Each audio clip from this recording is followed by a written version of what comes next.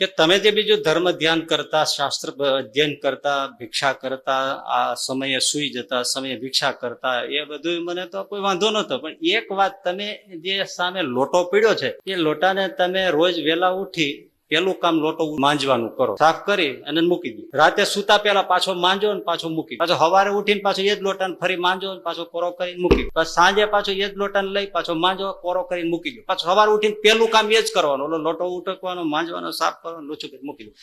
આ લોટાને વાપરવો નથી, કશું કરવું જ નથી, તો પછી તમે આને રોજ ઘસ શું કરો છો?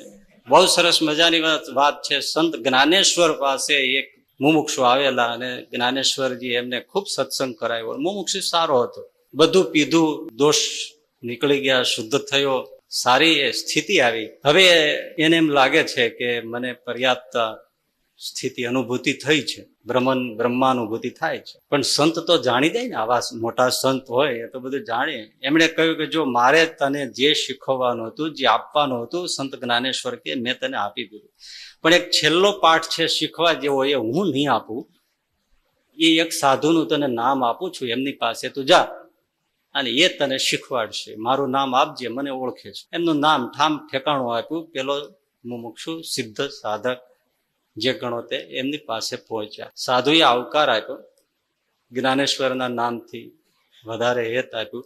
કહ્યું કે મને તમારી પાસે કંઈક શીખવા, લાસ્ટ લેસન સમજો ને એવું કંઈક છે. હવે હું તો કંઈ જાણું નહીં, પણ મને કહ્યું છે એટલે મને 15 દિવસ અહીંયા રોકાવાનું કહ્યું છે, તો મને શીખવાડો. ભલે કઈ વાંધો નહીં, તમે રોકાવો, એમણે મોકલ્યા છે, જરૂર શીખવાડશું જો શીખી શકશો તો. પેલો મુમુક્ષુ ત્યાં રોકાય છે. પણ આ સંત બસ આખો દિવસ કઈ શાસ્ત્ર વાંચે, કઈ ધ્યાન કરે, જરૂરી ભિક્ષા માગી આવે એને ભિક્ષા પણ આપે, પોતે ભિક્ષા કરે, ધ્યાન કરે, સુઈ જાય, બસ બીજું કઈ ઉપદેશ આપે નહીં. હવે પેલો તો શીખવા આવ્યો છે, એને એમ હશે કે કોઈ રહસ્ય બતાવી દેશે. 1 દિવસ, 2 દિવસ, 3 દિવસ આમ જાય. અઠવાડિયું થયું, અઠવાડિયું બાકી રહ્યું. એટલે અઠવાડિયું પૂરું થયું એટલે પૂછ્યું કે ગુરુદેવ કઈ શીખવા જેવું શીખવો? તો મેં તને પેલા કહ્યું છે, હું જરૂર શીખવાડીશ, શીખી શકે તો. મારું શિક્ષણ ચાલુ જ છે, પણ જો તું શીખી શકે તો. આ છેલ્લામાં છેલ્લો પાઠ તો હું ભણાવી જ રહ્યો છું. હવે પેલા ને કઈ સૂઝ પડે. સારું છે આવા ગર્ભિત રહસ્ય દ્વારા હવે શિક્ષણ આપતા સંતો નથી, નહીતર આપણે તો કાંઈ શીખત નહીં. બોલી થાકી જાય તોય નથી સમજતા. અમને ખરેખર મને ઘણી વાર થાય, મેં એવા મુદ્દા કહ્યા હોય કે હવે તો અજવાળું થઈ જશે હો, લોકો અંધશ્રદ્ધામાંથી બહાર નીકળી જશે હો, લોકોના વહેમ ટળી જશે હો, એને થોડો સતનો ખ્યાલ આવી જશે હો, એને વિવેક આવી જશે હો, હવે એ જ્યાં ત્યાં નહીં ભરાય હો. પાછું એમ જ હોય, જ્ઞાન ન થાય. એના ઘણા કારણો છે. એક તો એ એમ સમજે છે કે હું જે સમજુ છું એ બરાબર છે, આ જે કહેવાય છે બીજા માટે છે, એટલે કોઈ હિસાબે ન થાય. હવે તમે એકબીજા એમ સમજો કે મારા માટે નથી, બીજાના માટે છે. આ એમ સમજે મારા માટે, બીજા માટે. કોના માટે છે એ જ ખબર પડે નહીં. આટલું કહેવાય છતાં નથી આપણે સમજી શકતા. તો મૌન વાણી ગુરુસ્તુ મૌનમ વ્યાખ્યાનમ, એ કેમ સમજાય? એટલે સારું છે બોલીને ઉપદેશ અપાય છે. પેલા સાધુ કહે છે કે હું તો તને શિક્ષણ આપું જ છું, પણ મેં તને કહ્યું તું જો તું શીખે તો. હવે તો કઈ ઉપાય ના રહ્યો બોલવાનો. ધીમે ધીમે કરતા 15 દિવસ પૂરા થઈ. એટલે પેલા એ કહ્યું કે સારું, જે થયું તો આપણે તો મુદત પૂરી થઈ એટલે ગુરુ પાસે જતા રહીએ. કદાચ આવી રીતે ધીરજથી સમય પસાર કરી દેવો એ પણ શિક્ષણ હોઈ શકે, આવો અર્થ લીધો. પછી કહ્યું બાપજી હવે 15 દિવસ પૂરા થયા છે તો હું જાઉં? કઈ વાંધો નહીં, મેં તો તને આમંત્રણ આપ્યું નથી અને મારે કોઈની જરૂર નથી. તારે જવું હોય તો જા, પણ તું શીખ્યો શું? શીખે ખબર જ નથી પડી કઈ, અને તમે કઈ શીખવાડ્યું નથી.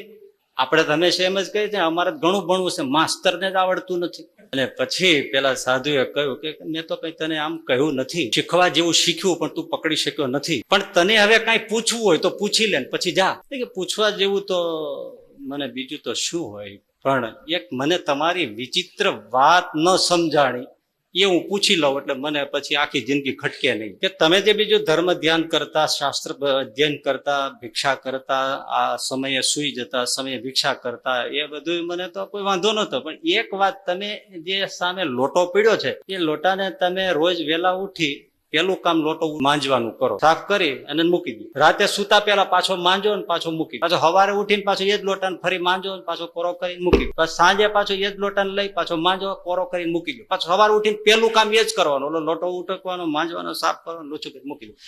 આ લોટાને વાપરવો નથી, કશું કરવું જ નથી, તો પછી તમે આને રોજ ઘસ શું કરો છો? રાતે સાફ કરીને મૂક્યો છે તો સવારમાં પેલું ઉઠીને એ કામ કરવાનું, પછી તમે દાંતણ પાણી કરો, તો એવું શું એમાં છે? તો કે બસ બેટા આજ તને મેં શિક્ષણ આપ્યું પણ તું સમજી શક્યો નહીં. સારું થયું તે પ્રશ્ન કર્યો, તને બધું જ પ્રાપ્ત થઈ ગયું છે, તું આમ વિશુદ્ધ પણ થઈ ગયો છે. તને હવે એમ છે કે હવે મારામાં કોઈ માયાનો દોષ નથી, પણ યાદ રાખજે આ લોટા જેવું ચકચકિત મન થઈ ગયું હોય તો પણ ચાલ બેટા તને બતાવું. સવારે માંજેલો લોટો છે ને અત્યારે આંગળી ફેરવ, આંગળી ફેરવી તો ધૂળ હતી, જો ધૂળ આવી ને આમ બેટા તને એમ લાગે કે હવે મારે સત્સંગની જરૂર નથી તો તને ધૂળ ભરાઈ જશે, માટે સત્સંગ કરતો રહેજો. તું માનતો ને કે હવે મારે કોઈ જરૂર નથી, હવે તું પહોંચી ગયો છે, પહોંચેલા પણ પડ્યા છે.